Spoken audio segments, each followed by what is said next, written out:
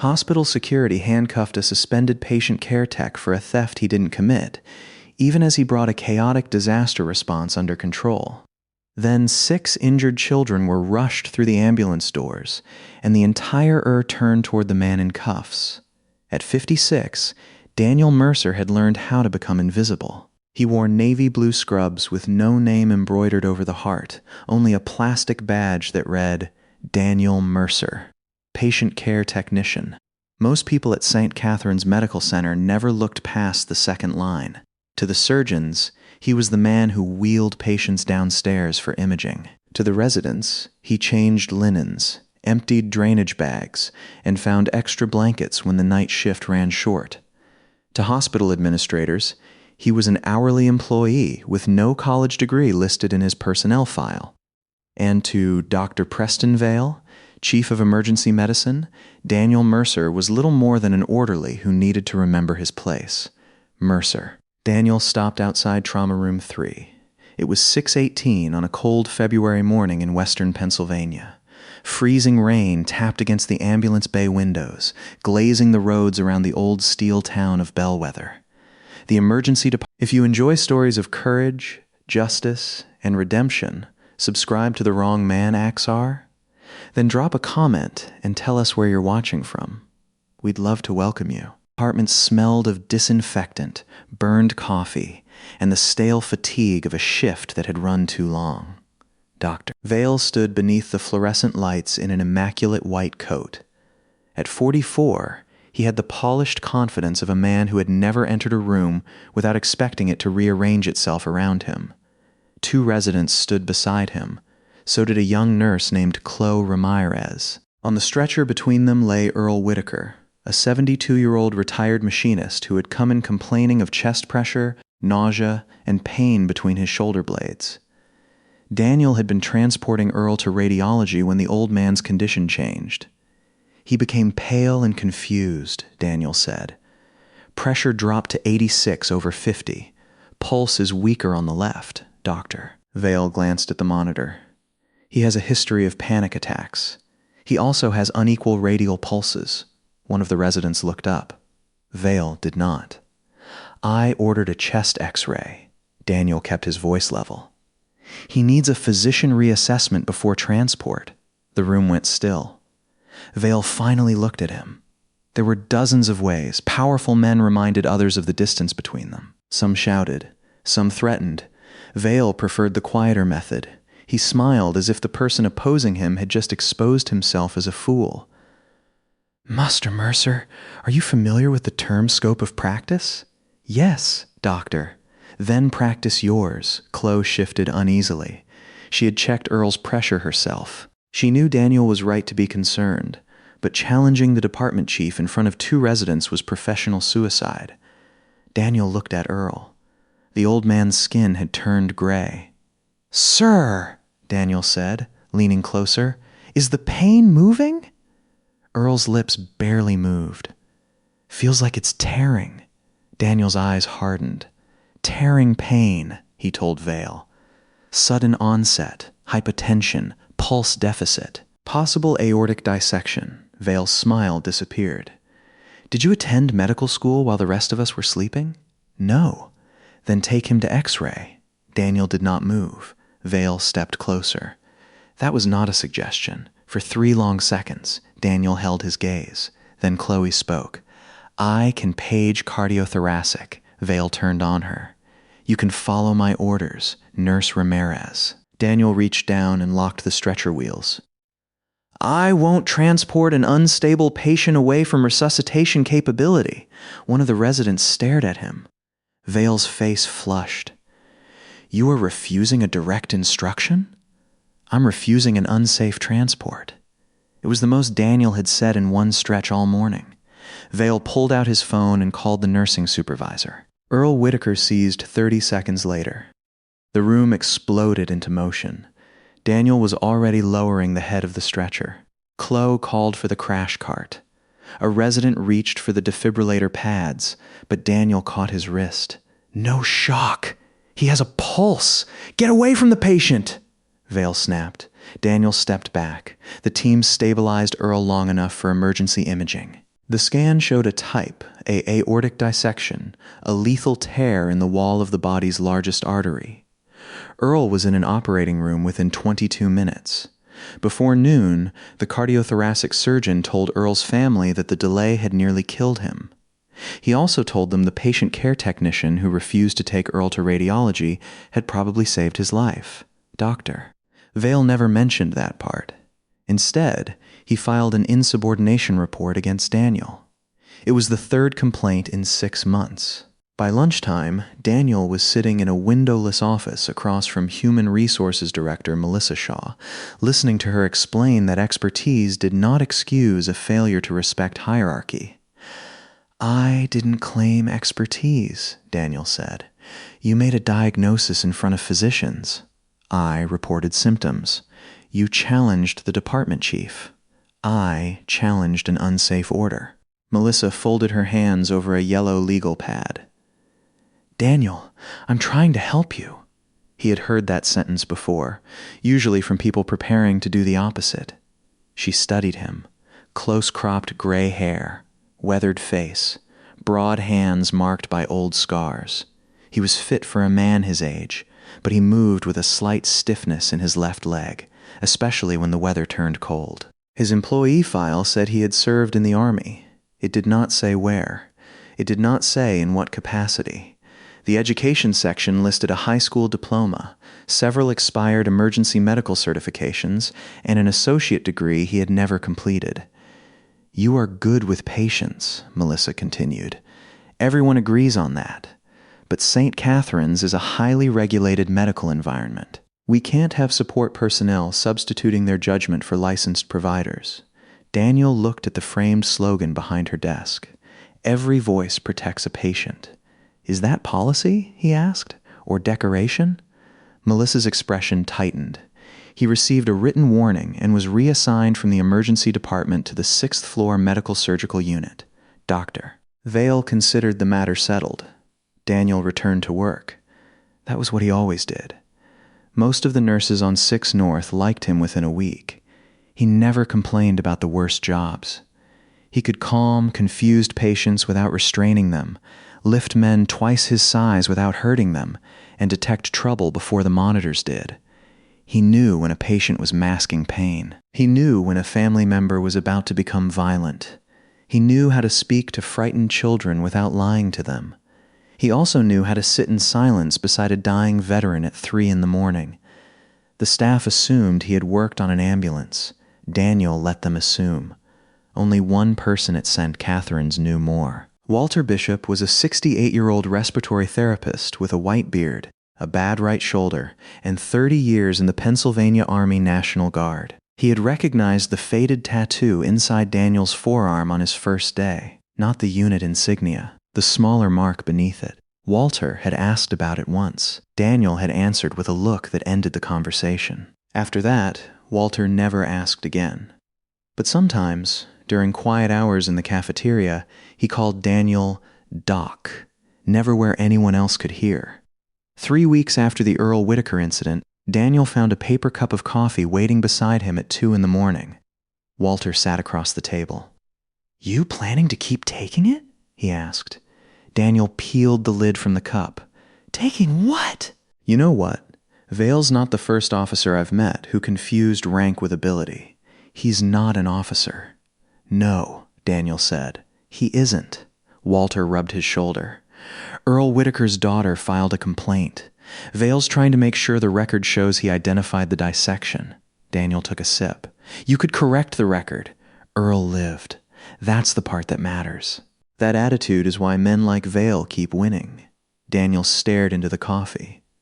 There had been a time when winning meant reaching a wounded man under fire, stopping the bleeding, opening an airway, keeping a heart beating through a helicopter ride over mountains no civilian had ever heard of.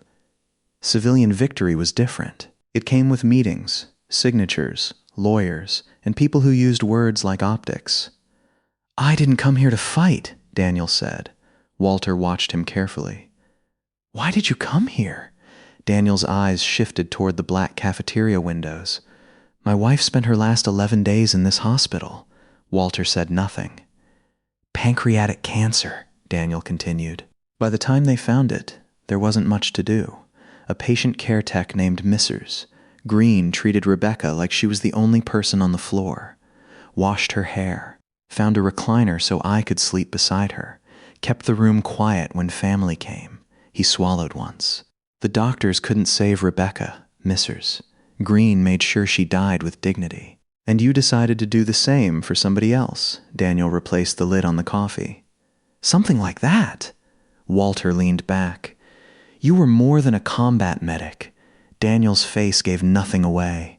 Walter nodded toward the scars on his hands. I know enough not to ask how much more. Before Daniel could answer, an overhead announcement summoned Walter to intensive care. He left the coffee behind. The following evening, Daniel was working an overtime shift in the emergency department when his badge stopped opening interior doors. He tried it twice outside the clean supply room. The reader flashed red both times. Chloe Ramirez came down the hall carrying an armful of blankets. Again, she asked. It's been failing since yesterday. Give it to me. I'll take a picture and send it to security before they blame you for not reporting it. Daniel unclipped the badge and handed it over. Chloe laid it on the counter beside her watch so the time would be visible, took a picture with her phone, and sent it through the hospital messaging system with a request for replacement credentials. Security replied that they were handling several calls and would get to it when they could. Chloe slipped the badge into the zippered pocket of her scrub jacket. I'll bring it back when they answer. Don't lose it, she smiled. You worried somebody might impersonate you? They'd give it back by lunch. At 6:12, Daniel passed the restricted medication room while pushing an empty stretcher toward the ambulance bay. His badge was still in Chloe's pocket. 40 minutes later, she returned it to him with a strip of tape across the cracked edge. Security had told her the physical damage was probably interfering with the chip and promised a replacement by the end of the week. Neither of them gave the moment another thought. The next afternoon, Dr. Vale appeared on 6 North during rounds. He had no clinical reason to be there. Daniel was helping an elderly woman into a chair when Vale entered with Melissa Shaw and the hospital's chief operating officer, Grant Holcomb. Holcomb looked uncomfortable. Melissa looked prepared. Vale looked pleased. Mercer, Melissa said. We need to speak privately. They met inside an empty consultation room. A medication discrepancy had been discovered after a patient was transferred from the emergency department. 2 vials of fentanyl were missing. Electronic records showed Daniel's badge had accessed a restricted supply room near the time the medication vanished. Daniel listened without interrupting. Patient care technicians don't have medication access, he said when Melissa finished. Your badge should not open that room, Holcomb replied. But security logs show the door was opened using your credentials. Then the logs are wrong or my credentials were copied. Vale crossed his arms. That is one possibility. Daniel looked at him. What's the other? That a support employee with a history of exceeding his authority entered a restricted area. To steal fentanyl? I didn't say that. You arranged the words so someone else would. Melissa slid a document across the table. Pending investigation, Daniel was suspended without pay. He unclipped his badge and placed it on the table. Vale watched him do it. That was when Daniel understood. The missing medication was not about theft. It was about credibility. Earl Whitaker's family was threatening legal action. If Daniel became an unreliable employee with disciplinary problems and possible drug involvement, his testimony could be attacked before he ever gave it. It was clean, administrative, almost bloodless. Daniel pushed the paper back without signing it. Vale raised an eyebrow. Nothing to say? Daniel stood. When people panic, doctor, they reveal what they're protecting. For the first time, Vale's confidence flickered. Then it returned. Daniel walked out of Sant. Catherine's carrying his jacket in one hand. No one tried to stop him. 6 days later, at 7:42 on a Tuesday morning, Bellwether shook. The explosion came from the basement of the Franklin Arms, a century-old apartment building 3 blocks from St. Catherine's. A cracked gas main had filled the boiler room overnight. The ignition blew out the ground floor storefronts, collapsed the central stairwell, and hurled brick and glass across Carson Avenue. The sound reached the hospital 4 seconds later. Windows rattled. Car alarms began screaming. A column of black smoke rose over downtown. Within 2 minutes, the first 911 caller reported dozens injured. Within 5, Bellwether Fire declared a mass casualty incident. Within 8, the first ambulance was headed towards St. Catharines. The hospital's disaster plan existed in a red binder no one had opened in 18 months. The emergency department had 14 staffed treatment rooms, 2 trauma bays, and 1 charge nurse who had been working since the previous evening. Dr. Vale arrived from a medical staff meeting as the first casualties came through the ambulance doors. A woman with burns across her arms, a police officer bleeding from the scalp, a 10-year-old boy with a crushed foot, 2 firefighters suffering smoke inhalation. Then came the walking wounded, driven by neighbors or stumbling the 3 blocks on their own. They entered through the ambulance bay, the lobby, and the employee entrance. The emergency department clogged within minutes. Everyone wanted to help. No one controlled the help. Patients were placed wherever space appeared. Nurses duplicated assessments while other victims received none. Family members crowded the corridors. A man with blood covering his shirt screamed for his wife. Someone pulled the fire alarm after smelling smoke on a firefighter's turnout gear. Vale stood near the charge desk, issuing orders faster than anyone could follow them. Get every surgeon down here. Clear radiology. Move all stable patients upstairs. Where's respiratory? Who put that child in trauma too? No one knew who was in charge of triage, because on paper, Dr. Vale was. At 8:03, the city's aging radio system failed under the surge of traffic. At 8:06, a second group of victims arrived in the beds of pickup trucks. At 8:09, oxygen pressure began dropping because too many wall outlets had been opened at once. And at 8:11, Chloe Ramirez found a young woman lying unnoticed behind 3 seated patients in the main hallway. Her skin was cold. Her breathing was shallow. She had no visible bleeding, so someone had labeled her minor. Chloe touched the woman's abdomen and felt it rigid beneath her coat. Internal hemorrhage. Darvale! He did not hear her. Darvale! He was arguing with a surgeon about operating room availability. Chloe looked around at the chaos and understood something with terrifying clarity. People were going to die, not because their injuries were unsurvivable, but because the hospital had lost control. 3 miles away, Daniel Mercer heard the explosion while repairing a broken hinge on his back porch. He saw the smoke. Then his phone rang. It was Walter Bishop. "We're drowning," Walter said. Behind him, Daniel could hear shouting, alarms, and the flat electronic tone of an unanswered monitor. "How many?" Daniel asked. "Fire," says 30, maybe 50. Could be more. "Who's running triage?" A pause. No one. Daniel closed his eyes. He had spent 6 days telling himself sight. Catharines was no longer his responsibility. His suspension letter sat unopened on the kitchen counter beside Rebecca's photograph. "You need to call the county disaster coordinator," Daniel said. "Already did. She's 40 minutes out. Set casualty collection outside the ambulance bay. Separate entrances for walking and non-walking. Stop sending everyone into the department. I told Vale that." "And? You know Vale?" Daniel looked again at the smoke. Then he heard Walter say, "Doc, there are kids in here." Daniel put on his coat. He reached St. Catharines at 8:24. Security officer Martin Keene blocked the employee entrance. "You're suspended." "I know. I can't let you in." Daniel looked through the glass doors. A paramedic was performing chest compressions on a stretcher trapped behind 2 others. Then call Melissa Shaw and ask whether she wants to explain why security denied an experienced emergency responder access during a declared mass casualty event. Keene hesitated. Daniel stepped past him. The sound inside the hospital struck like physical force. Crying, shouting, wheels rattling across tile, monitors chirping, phones ringing unanswered. Daniel stopped for half a second. To everyone else, it was chaos. To him, it was familiar, not the polished emergency departments shown on television.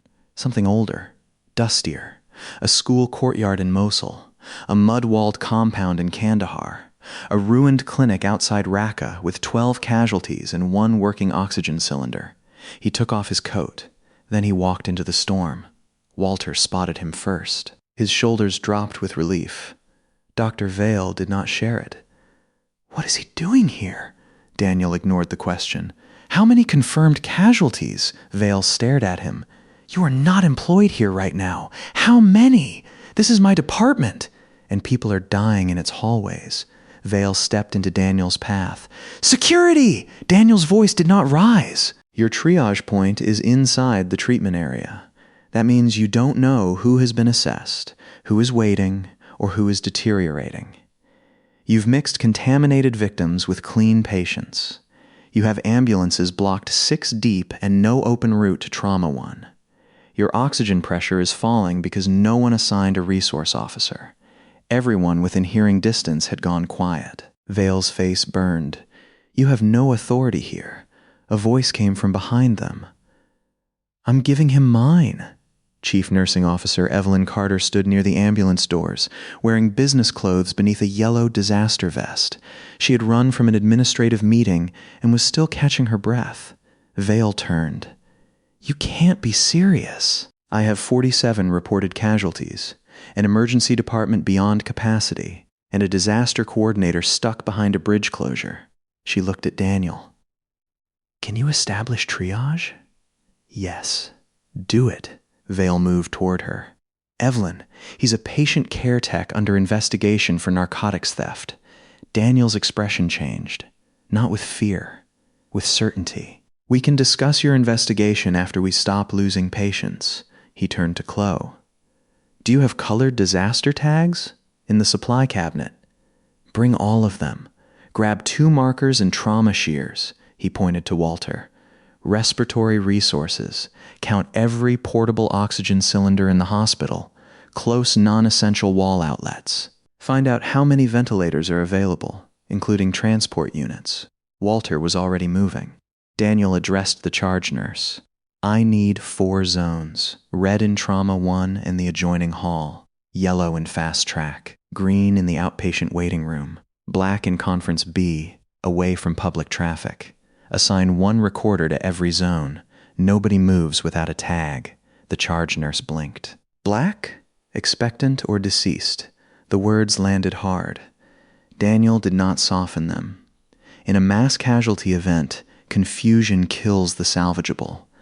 We make hard decisions now so fewer families get hard news later. Evelyn Carter grabbed the overhead microphone.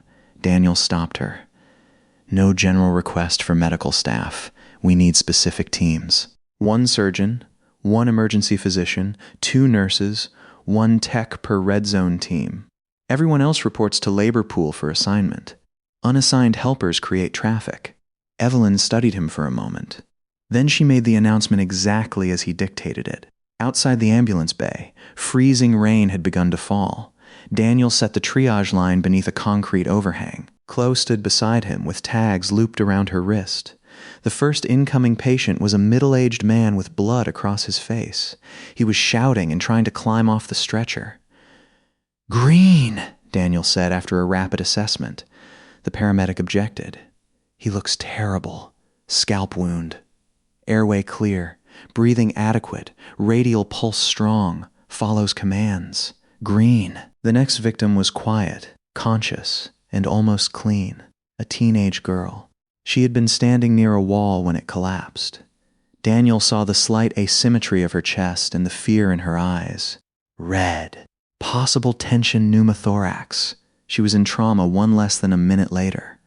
The next man had burns over most of his body and no detectable respirations after Daniel repositioned his airway. Chloe froze with the red tag in her hand.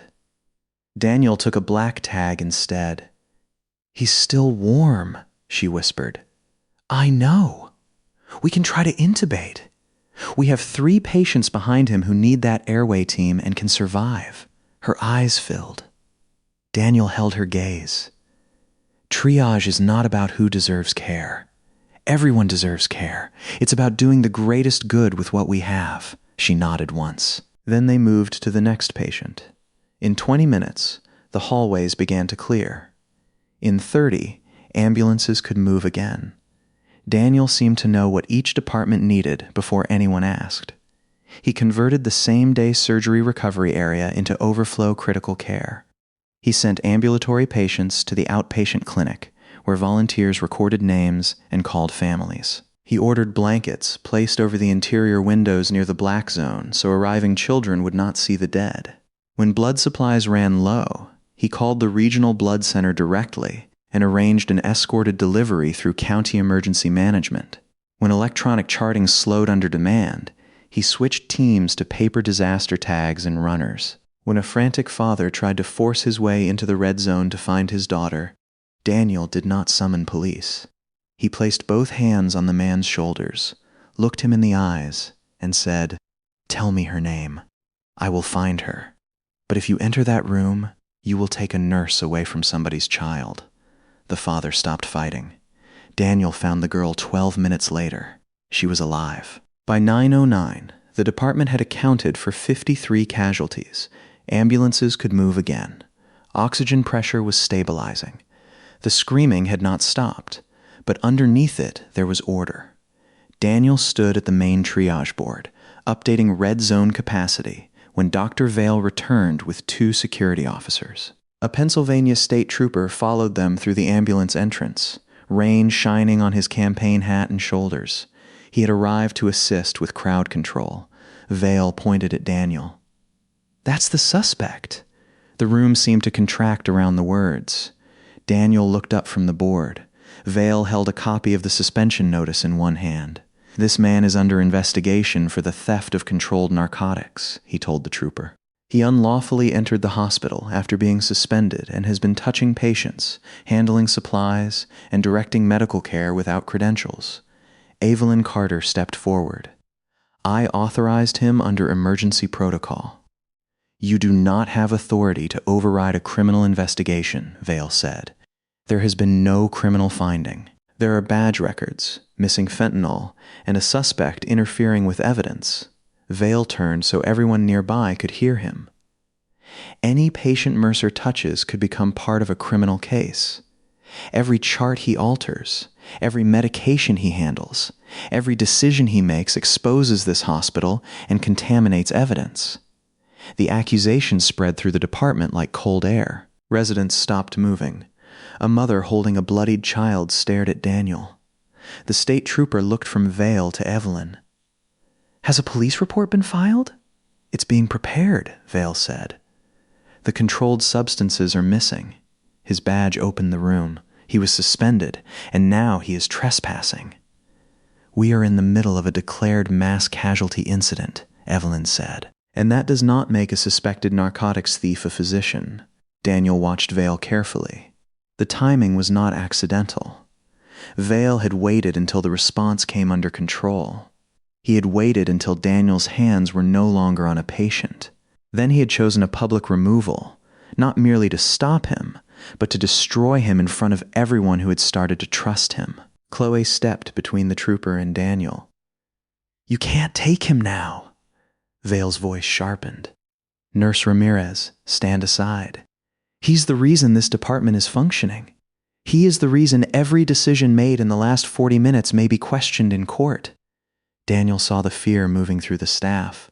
Not fear of him, fear of uncertainty. A disaster response depended on a clear chain of command, and Vale was splitting it down the middle. If Daniel resisted, even verbally, the argument would consume the department. If security put hands on him and Walter or Chloe intervened, someone could get hurt. He set the marker on the desk. "Daniel," Evelyn said, "don't." He looked at the triage board.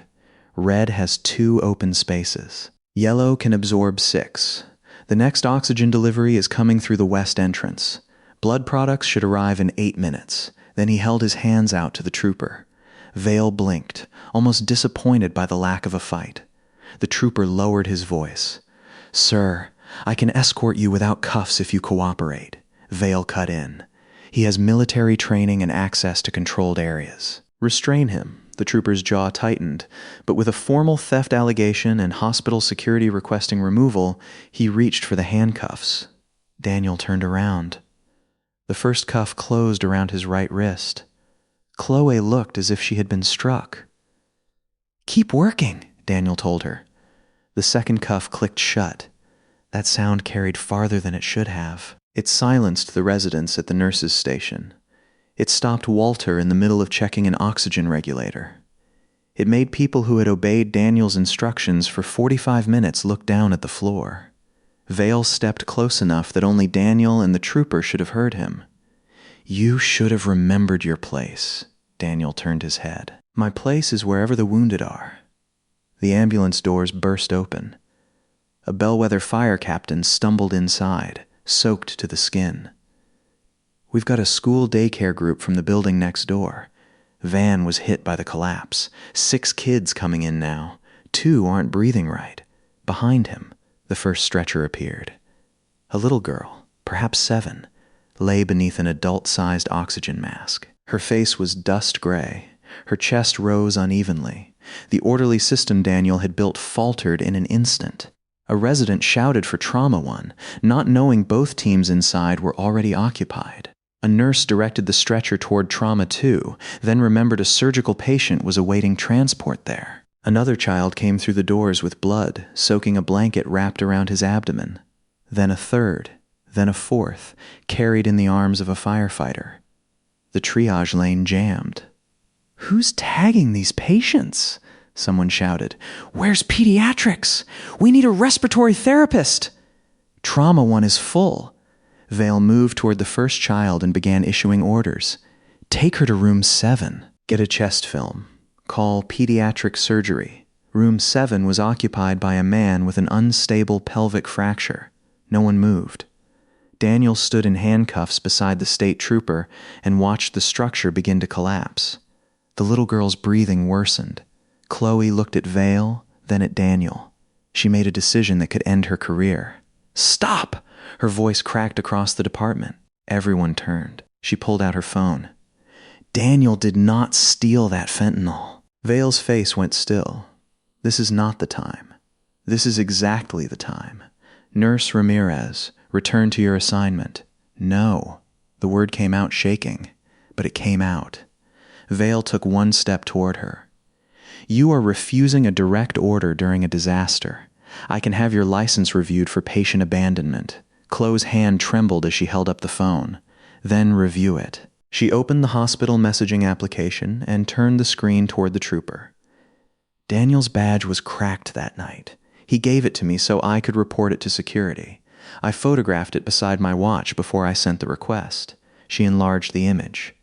Daniel's badge lay on a supply counter beneath the digital face of Chloe's watch. 6:11 p.m. The metadata beneath the photograph showed the same date. Chloe opened the attached hospital message.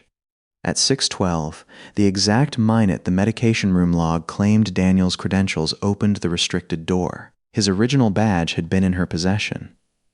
"I kept it for 40 minutes, she said. "Security knew. The message is on their server." "Daniel couldn't have used that badge because I had it zipped inside my jacket." Vale recovered quickly. "A photograph proves nothing. He could have had a duplicate." "Patient care techs aren't issued duplicates," Chloe said. "Only security can make one." Heads turned toward Martin Keene. The security officer frowned.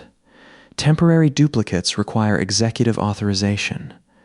"Whose?" the trooper asked. "Department chief, administrator, or security supervisor?" Vale's face changed. Only slightly. Daniel saw it. So did the trooper. Before anyone could speak, the radio on the state trooper's shoulder erupted in static. "Stain Catherine's command, State Emergency Operations." The trooper keyed the microphone. "Stain Catherine's. Go ahead. We need confirmation." "Is Daniel Mercer physically on scene?" Every eye in the department went to the man standing in handcuffs. The trooper hesitated. "Affirmative. Confirm identity. Daniel Joseph Mercer, retired United States Army, date of birth September 14th, 1968. Daniel closed his eyes for half a second. The trooper looked at him. Daniel nodded.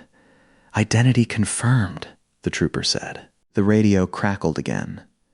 State Operations has verified Mercer through Joint Base MC Guire Dix Lakehurst and Federal Emergency Liaison. He is the former Senior Medical Sergeant for Task Force Kestrel and a qualified mass casualty and prolonged field care coordinator. Silence spread outward from the radio. The voice continued. County Disaster Command is delayed by a bridge closure. By authority of the State Incident Medical Director, Mercer is assigned operational control of forward triage and casualty distribution at St. Catherine's until relieved. Provide full access, personnel, and logistical support. The trooper looked at Vale, then at the cuffs around Daniel's wrists. State Operations, he said slowly. Be advised, hospital administration identified Mr. Mercer as a narcotics theft suspect and requested removal. There was a pause. When the reply came, the voice was harder. Negative on removal. State Command has reviewed the alert. The allegation is unsubstantiated, and newly reported time-stamped evidence raises concern that Mercer's credentials were duplicated. Preserve all access logs and security video. Do not interfere with medical command during an active mass casualty incident. The little girl on the stretcher gave a weak, gasping cry. Daniel could have demanded an apology. He could have made Vale answer in front of the nurses, residents, security officers, patients, and families who had just watched him placed in handcuffs.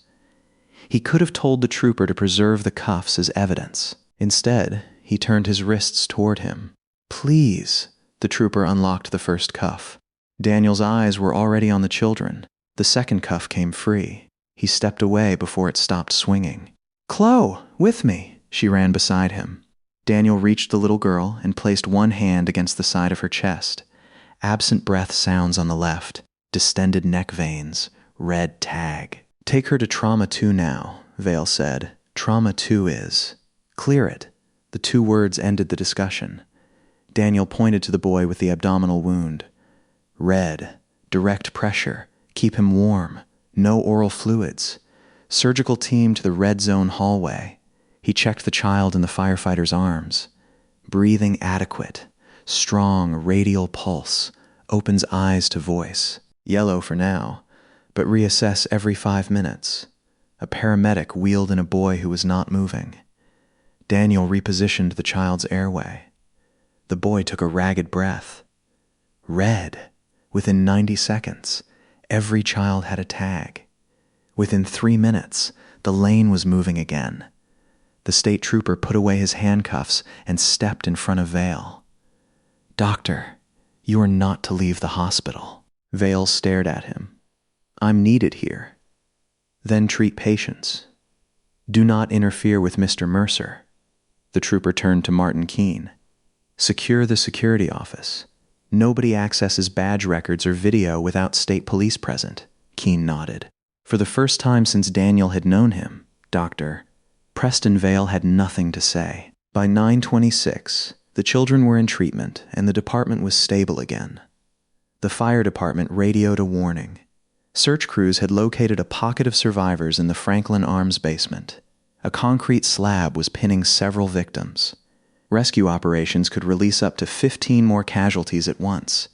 Catherine's had no room. The nearest Level I trauma center was 42 miles away, and freezing rain had grounded most medical helicopters. Vale emerged from Trauma 2. We need to close to incoming ambulances, Daniel shook his head. County General is already diverting. If we close, they spend an hour on the road. We cannot absorb 15 critical patients. We won't have to. Fire said 15 survivors, not 15 critical. You don't know their condition. Neither do you. That is precisely why we divert. Daniel unfolded a city map across the nurses' station. We establish forward medical assessment at the scene, stabilize, categorize, and distribute from there. Vale stared at him as if he had suggested practicing medicine in the street. With what team? Daniel marked a location beside the apartment building. 1 physician, 2 paramedics, 2 nurses, respiratory equipment, hemorrhage control kits, hypothermia supplies.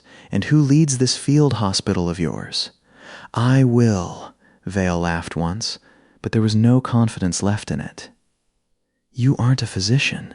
You aren't even a paramedic." "No," Daniel said. "Not anymore." The state trooper's radio sounded again. A county emergency management officer pushed through the crowd seconds later, her rain jacket soaked and a portable radio hanging from her shoulder. "Who's Mercer?" Daniel raised a hand. She looked him over, then noticed the red marks the cuffs had left around his wrists. "State operations said if Daniel Mercer is on scene, I'm to give him whatever he asks for." Daniel kept his eyes on the map. "I need a transport coordinator, direct radio contact with Rescue Command, and a field team ready in 5 minutes. You'll have it," she lowered her voice. "They also asked whether you're the Daniel Mercer from Task Force Kestrel." Something passed across his face. It was gone almost immediately. "That name doesn't belong in a civilian hospital." But an older trauma surgeon named Samuel Green had heard her.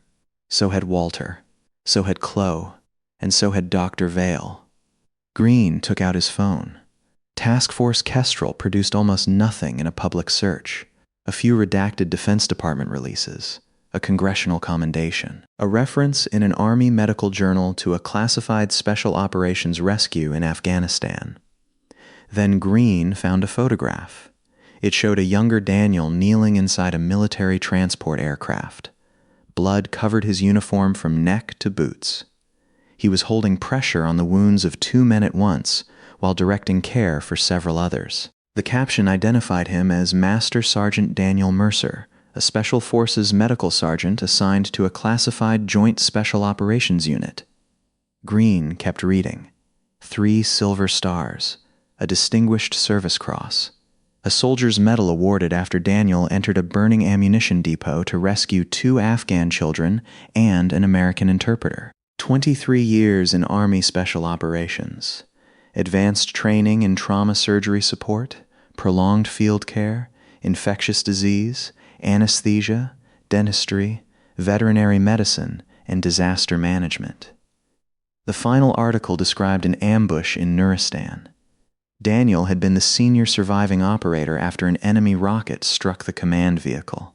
Cut off from evacuation, he organized a casualty collection point under sustained fire and kept 11 wounded men alive for 19 hours. The military surgeon quoted in the article had said, "Master Sergeant Mercer did not simply treat casualties. He rebuilt order in a place where order had ceased to exist." Green looked up from the phone. Across the emergency department, the supposedly unqualified patient care technician was kneeling to zip a dead woman's wedding ring into a labeled property bag so it would not be lost before her family arrived.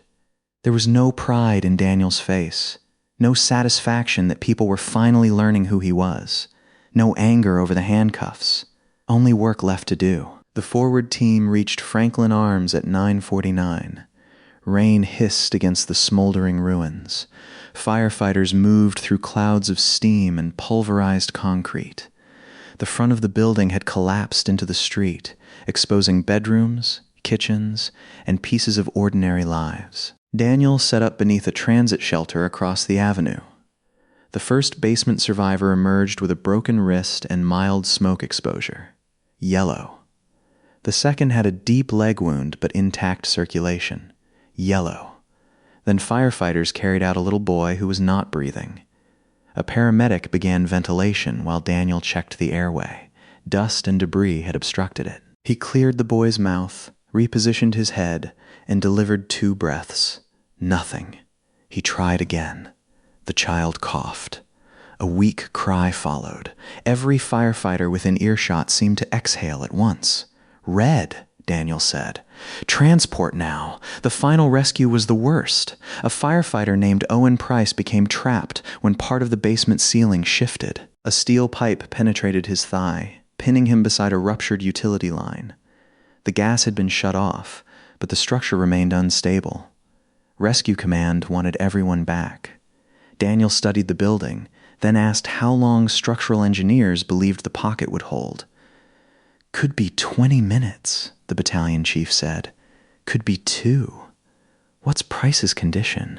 "Conscious. Heavy bleeding around the pipe. Tourniquet won't work where it entered." Daniel picked up a medical bag. The chief blocked him. No civilians inside. I'm not asking your people to risk a second rescue later. I can stabilize him where he is so you can cut him free. You hospital? Army Special Forces medic. The chief looked at the gray-haired man in borrowed rain gear. How long ago? Long enough to know buildings don't care about resumes. The chief gave him a helmet. Daniel entered with the rescue team. He moved carefully, never rushing, testing each step before committing his weight. Beneath the broken floor, Owen Price lay in darkness with one gloved hand clamped around the pipe. You a doctor? Price asked through clenched teeth. No, Price gave a strained laugh. That's not comforting. I used to make house calls. Daniel packed the wound around the pipe, established intravenous access, and kept Price talking while firefighters shored the ceiling. When Price began to fade, Daniel recognized the change before the monitor did. Stay with me, Owen. My wife's pregnant. What's her name? Lauren. Boy or girl? Girl. Name. Price's eyes closed. Daniel tapped his cheek. Owen, what's your daughter's name? Sadie. Then you tell Sadie about this someday. I'm not doing it for you. Price opened his eyes. The rescue crew cut through the pipe. Daniel controlled the hemorrhage. They carried Price out 11 minutes before the remaining basement wall collapsed. By noon, the crisis had passed. 67 casualties reached St. Catherine's, including the 6 children from the daycare van. 11 patients required emergency surgery. 26 were admitted. 3 died. Without organized triage, state reviewers later estimated the death toll could have reached 14. Daniel returned to the hospital soaked, streaked with soot, and limping heavily on his left leg. The emergency department became quiet when he entered. Nurses stopped speaking. Residents moved aside. Even people who had not seen the articles had heard the story. Master Sergeant Mercer, Green Beret, Task Force Kestrel, the man who had kept 11 operators alive for 19 hours, the man Dr. Preston Vale had called unskilled labor, the man they had watched submit to handcuffs rather than risk turning a disaster zone into a battleground. Daniel disliked the silence. Where's the firefighter? He asked. Operating room 4, Chloe said. Vascular says he'll keep the leg. Daniel nodded. And the boy from the basement? Pediatric IQ. He's awake. The girl with the collapsed lung? Chest tubes in. She's asking for her mother. Only then did Daniel allow himself to sit. Chloe brought him a towel. Her eyes dropped to the red marks around his wrists. I'm sorry. You didn't put the cuffs on me. I should have remembered the picture sooner. You remembered when it mattered. Vale threatened my license. Daniel looked at her. And you told the truth anyway. She swallowed. I was scared.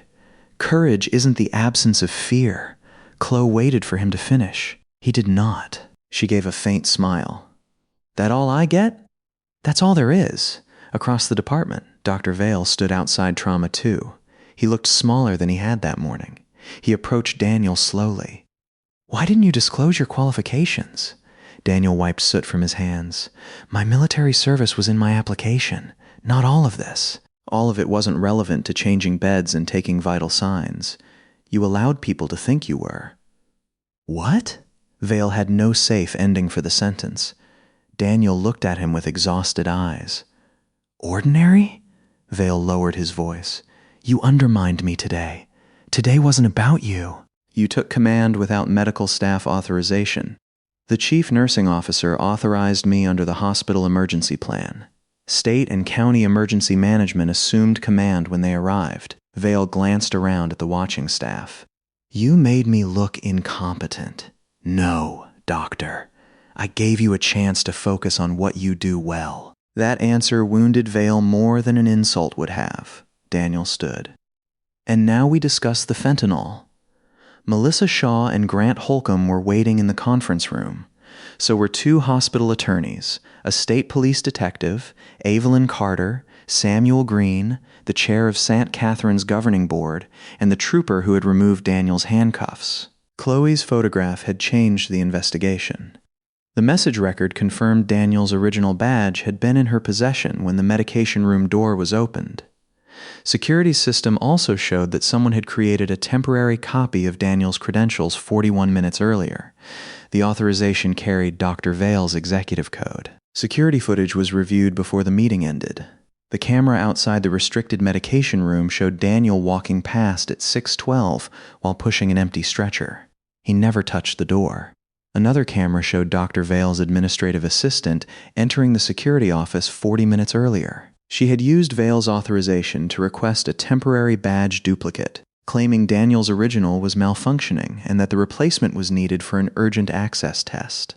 The duplicate opened the medication room. Vale's assistant confessed before the day ended. She had not stolen the fentanyl for personal use. Under Vale's direction, she had removed 2 vials and placed them in a Sharps disposal container, creating the discrepancy. Vale had promised her a promotion and assured her no patient would be harmed. The purpose was to discredit Daniel before Earl Whitaker's lawsuit reached discovery. Then, investigators uncovered more. Vale had altered the timestamp on Earl's physician note to make it appear he had suspected an aortic dissection before Daniel intervened. He had changed quality assurance records in 2 previous cases. He had repeatedly retaliated against nurses who filed safety reports. And during a declared disaster, he had knowingly used a fabricated criminal allegation to remove the person coordinating triage, placing incoming patients at risk to protect his own reputation. Daniel sat at the end of the conference table and listened. He did not look at Vale. The governing board chair cleared her throat. "Mr. Mercer, is there anything you would like to say?" Daniel thought of the little girl gasping beneath the oxygen mask while cold steel closed around his wrists. He thought of Chloe standing in front of a department chief with her career on the line. He thought of every nurse who had lowered her eyes because she had learned that telling the truth came with a price. "Yes," he said. "Protect the people who spoke up. That was all." By evening, Catherine's suspended Dr. Preston Vale's clinical privileges and terminated his administrative authority. The district attorney later charged him with evidence tampering, conspiracy, falsification of medical records, obstruction, and reckless endangerment. His assistant accepted a plea agreement and testified against him. No dramatic arrest occurred in the hospital lobby. No one placed Vale in handcuffs before the staff. Justice came more quietly. It came through audit trails, sworn statements, badge records, photographs, and the testimony of people who were no longer afraid of him. 3 days after the explosion, Daniel sat beside Owen Price in intensive care. The firefighter's wife, Lauren, held his hand. Her other hand rested on the curve of her pregnant belly. "They told me what you did," Owen said. Daniel adjusted the blanket over his injured leg. "Fire crew did the hard part." "They told me you always say things like that, too." Daniel looked toward the window. Owen smiled faintly. "Sadie! We're naming her Sadie Rebecca Price." Daniel turned back. "Rebecca?" Lauren asked Nurse Ramirez about you. She told us about your wife. Daniel's jaw tightened. For a moment, the room in front of him disappeared. He saw Rebecca in a hospital bed, thinner than she should have been, smiling through pain as she made him promise not to turn grief into another deployment. "You don't have to keep running toward every fire, Danny," he had promised. He had broken that promise, or perhaps he had finally understood it. Rebecca had not been asking him to stop helping people. She had been asking him to come home afterward. Daniel reached out and squeezed Owen's shoulder. "It's a good name," he said. The hospital board offered Daniel a formal position as Director of Emergency Preparedness. It came with an office, a salary 3 times what he had earned as a patient care technician, and authority to rebuild the disaster response program. Daniel declined the office. He accepted the job on 4 conditions. First, every employee, from surgeons to housekeeping staff, would receive clear authority to stop an unsafe process without fear of retaliation. Second, disaster exercises would include night shift workers, support staff, and local first responders rather than existing only as administrative presentations. Third, St. Catherine's would create a program to help military medics and Navy corpsmen translate their experience into civilian credentials. Fourth, no employee could be suspended on the basis of badge access records until security verified whether duplicate credentials had been issued. The board agreed. Chloe Ramirez faced no disciplinary action. Instead, her decision to produce the photograph was cited in the hospital's official incident review as an act that prevented further loss of life. When a reporter later asked whether she had been afraid of losing her nursing license, Chloe told him the truth. Yes, but I was more afraid of becoming the kind of nurse who stayed quiet while children died. 6 months later, the hospital opened the Rebecca Mercer Center for Veteran Clinical Transition. Walter Bishop attended the ceremony in a suit that did not quite fit. Chloe, recently promoted to trauma nurse coordinator, stood beside him. Earl Whitaker sat in the front row with his daughter, his chest scar hidden beneath a red sweater. Daniel remained at the back. When the board chair invited him to the podium, he shook his head. Walter leaned closer. 3 silver stars? And you're scared of a microphone? I'm not scared of it. Then why are you hiding? Daniel looked around the room. At the nurses who had spoken during the investigation. At the medics beginning new careers. At Earl Whitaker, alive because one man had refused an unsafe order. At Owen Price, standing with a cane while Lauren held baby Sadie Rebecca against her shoulder. At Chloe, whose hands had trembled as she risked everything to tell the truth. I'm not hiding, Daniel said. I'm where I belong, later that night. Long after the ceremony ended, Daniel walked through the emergency department. He still wore navy blue scrubs. His new badge read, Daniel Mercer, Director, Emergency Preparedness. A young resident hurried past without noticing him. Then an elderly patient called from behind a curtain. Excuse me, sir? Daniel stepped inside.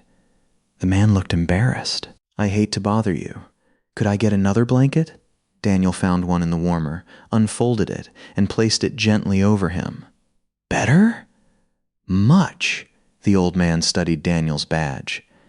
Aren't you some kind of director? Daniel tucked the blanket around his shoulders.